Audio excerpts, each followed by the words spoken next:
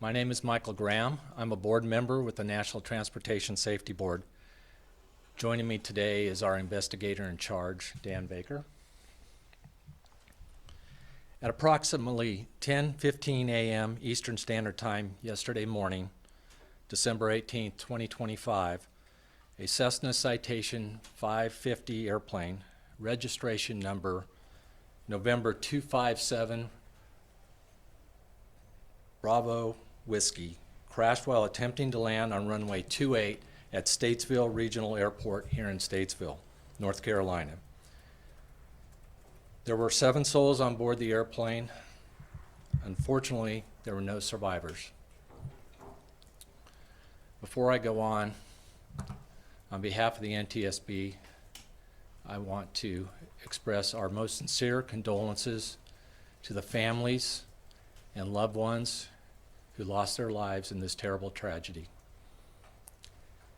We know those on board were deeply rooted in this community, and we know it's especially tough on the families this time of year in this community, so you will be in our hearts and our thoughts and our prayers during this time.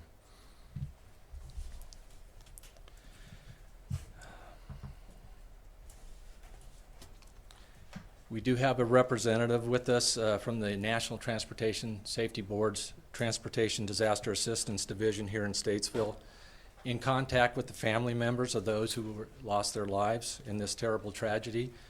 They will be providing them with resources they will need to get through this tough time, and also provide updates on our investigation. Accurate information regarding fatalities and injuries stemming from this accident will be provided by the local medical examiner. The NTSB GO team arrived last night, so today was our first day on scene, first full day.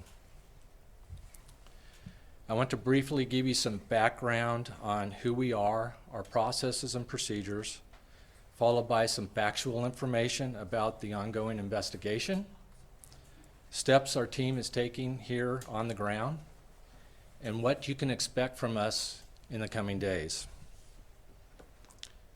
The NTSB is an independent federal agency charged by Congress to investigate all civil aviation accidents and significant accidents in the other modes of transportation. Our mission is to determine the probable cause of the accidents, recommendations to prevent future tragedies like this from ever happening again. We do not assign blame or liability. We are here on scene to gather perishable evidence, which our team methodically and systematically reviews throughout the course of the investigation to determine the probable cause. We have a team of 16 experts from the NTSB here with us, being led by our investigator in charge, Dan Baker. Dan is a senior accident investigator with more than 25 years experience at accident investigations, both at the NTSB and the Air Force. Dan and our team are also supported by our deputy investigator in charge, Andrew Swick, and he is currently at the accident site at this time. I want to emphasize this is the beginning of a very long process, and we will not jump to any conclusions while we're here on scene in North Carolina, nor will we speculate. Early this morning, we held an organizational meeting where we established parties to the investigation. The NTSB offers party status to those we believe provide needed technical or specialized expertise to the investigation. Eventually, each investigative group, which I will describe in a minute, will produce a factual report, which each of the parties will verify its accuracy. Importantly, however, parties do not participate in the analysis or the report writing. Parties to the investigation so far are the Federal Aviation Administration, and they are always a party to an aircraft accident, and Textron Aviation Incorporated which was the manufacturer of the aircraft. Additionally, Pratt & Whitney Canada, the engine manufacturer, is serving as technical advisor to the investigation. As part of our investigation, we formed groups to examine specific areas of interest in depth. These groups include subject matter experts from the parties of our investigation, working in conjunction with our NTSB specialists on the factual portions of the investigation. For this accident, we have established the following parties. First one is systems. They will examine components of the airplane's hydraulic, electrical, navigational, pneumatic, and associated systems, together with instruments and elements of the flight control system. The group will also examine the maintenance records. Another group is power plants, which will examine engines and the engine accessories.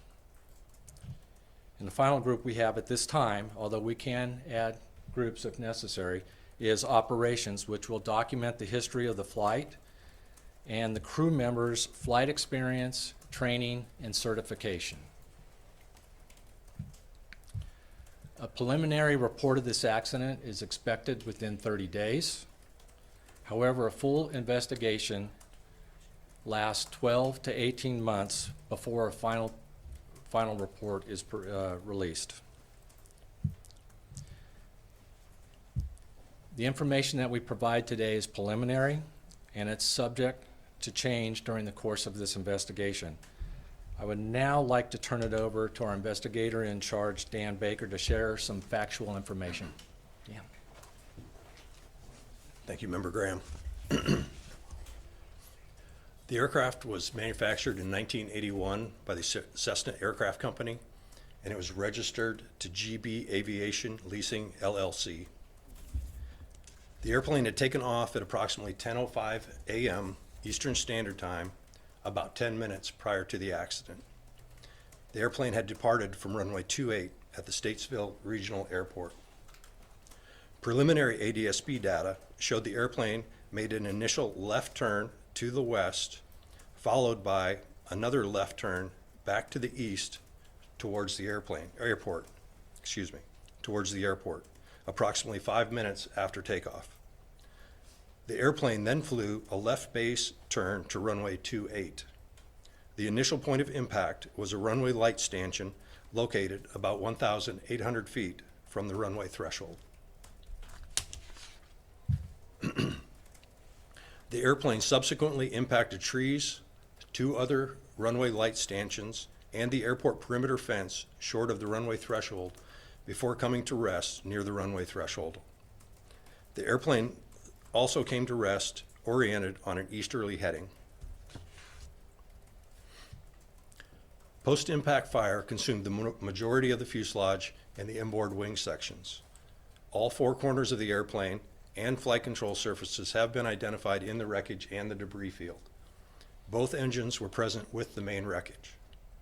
At the time of the accident, visual meteorological conditions prevailed with drizzle and broken ceilings at 1,200 and 2,200 feet, as well as a 5,000-foot ceiling were present.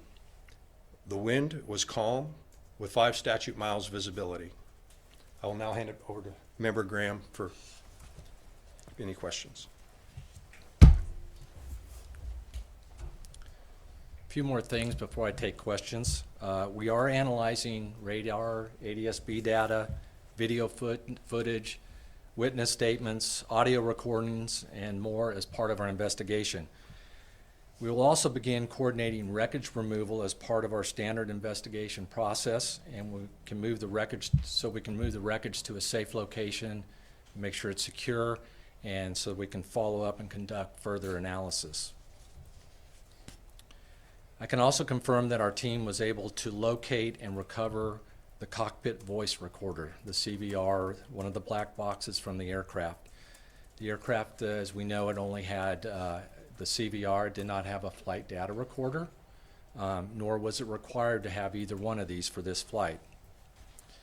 And that cockpit voice recorder is en route back to Washington, D.C. right now to be analyzed.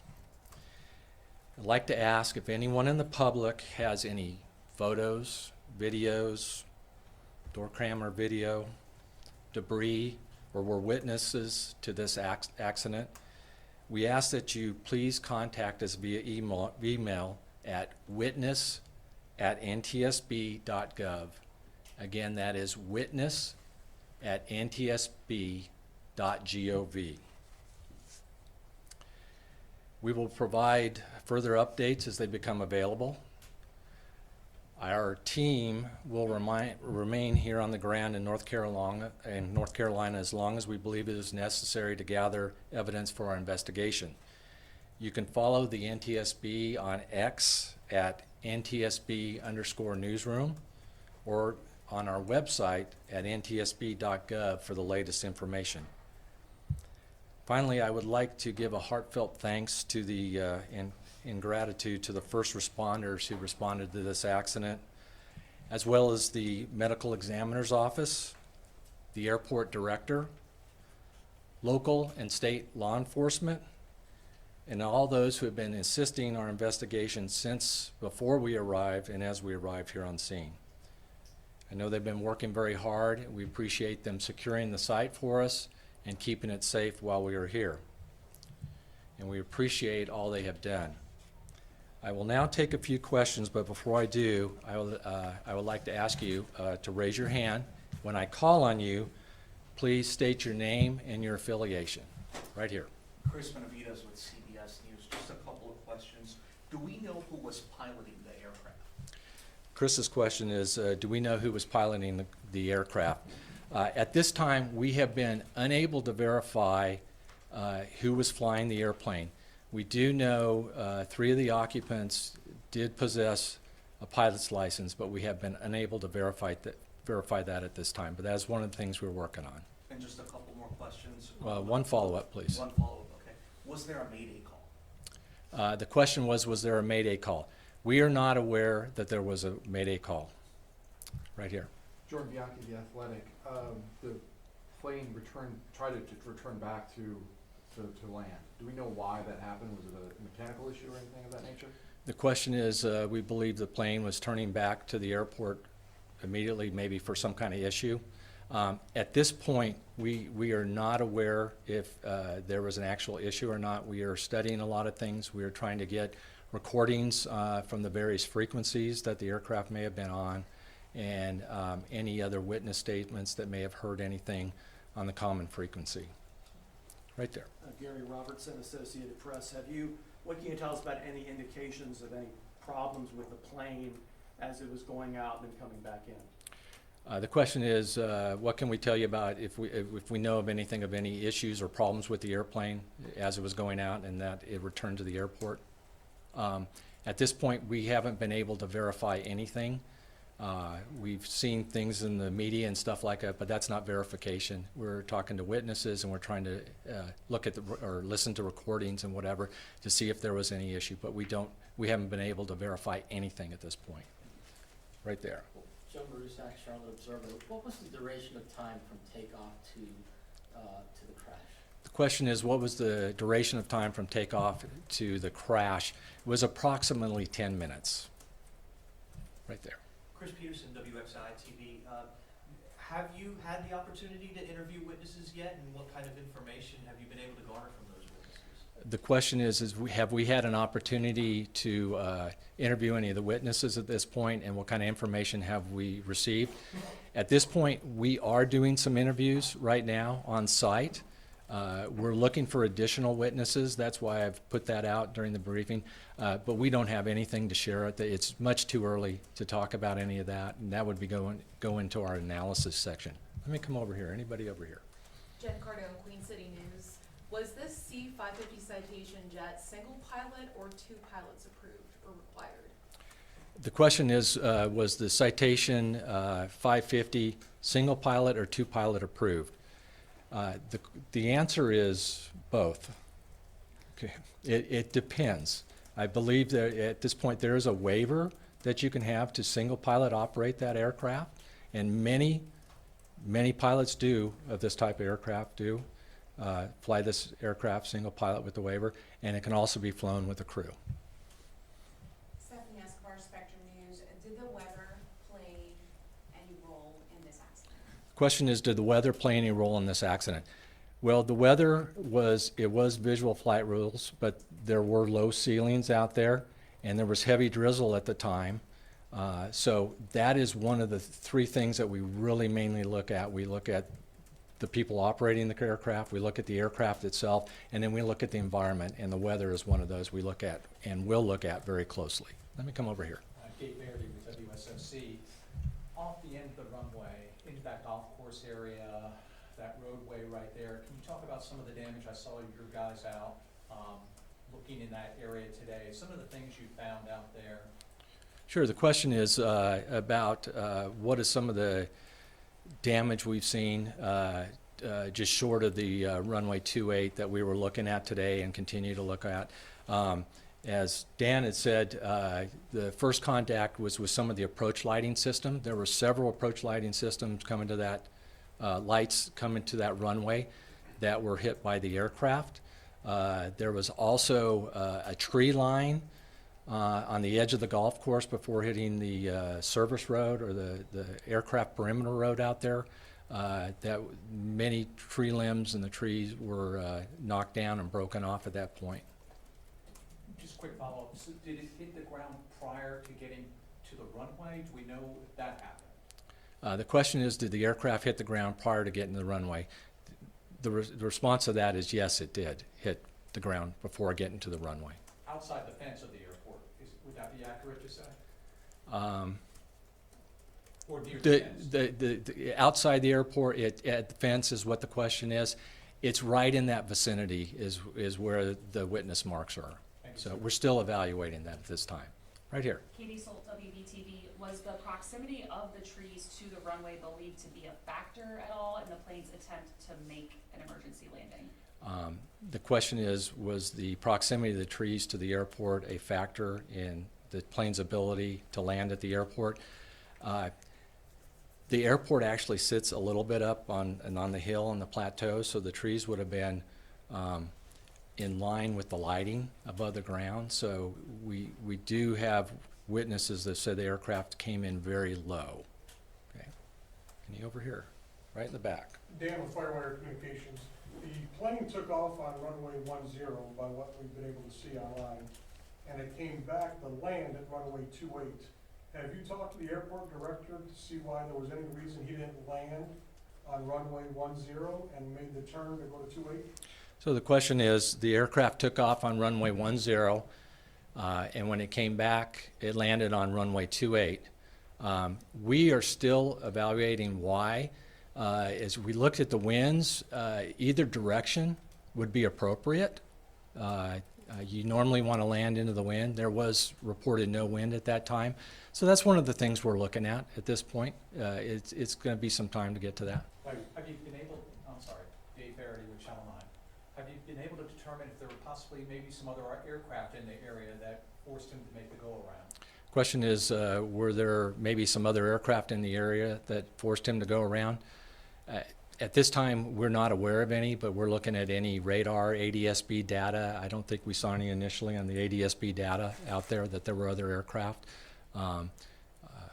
That's all I have on that at this time. Blue Jacket.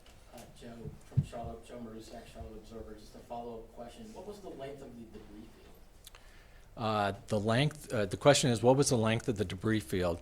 I think we believe the first contact was 1,800 feet from the approach end of the runway.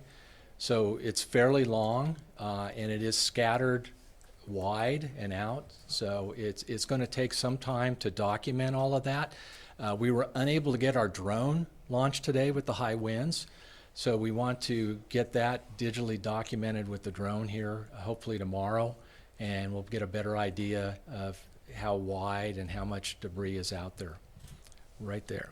Melissa Rademacher, Fox 8 News. What type of information might witness statements or people providing pictures and videos give you that you wouldn't be able to find otherwise? The question is, what what kind of statements or evidence might witnesses or videos be able to provide us?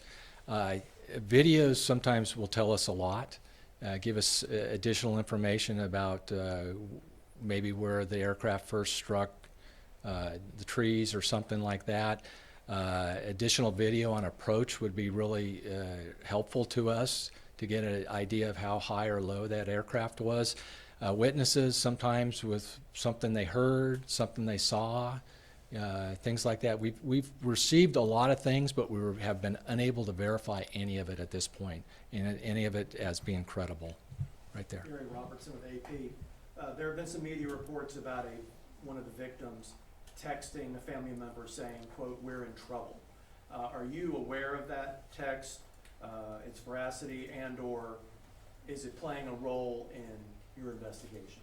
Question is, there may have been a report of somebody texting out from the aircraft that they were in trouble. At this time, we're not aware of that. If somebody is aware of a text or anything like that, please make us aware of it and let us know via email, and then we'll contact you. And same with the videos. If you have a video, contact us, and we'll give you a way to send it to us, because sometimes those videos don't always come across with a straight email. Right there. Sarah Johnson, Statesville, Record and Landmark. Do you have an ETA of when the airport will be able to reopen? Question is, do we have an ETA of when the airport will open? At this time, I can't tell you that. Like I said, we still are in the process of documenting the accident site, and it'll be at least through tomorrow at this point. Right here. Jordan Bianchi, Athletic, you said some witnesses had said the plane was coming in very low. What else have witnesses said about anything they may have seen?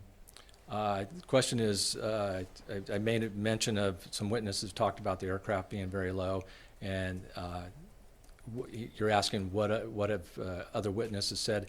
At this point, we haven't been able, I haven't been able to speak with our team on that, and it's information that we want to first verify before we're definitely sure. I mean, we're able to verify the aircraft was low because of the contact with the approach lighting and the trees, but the rest of it, we haven't been able to verify at this point.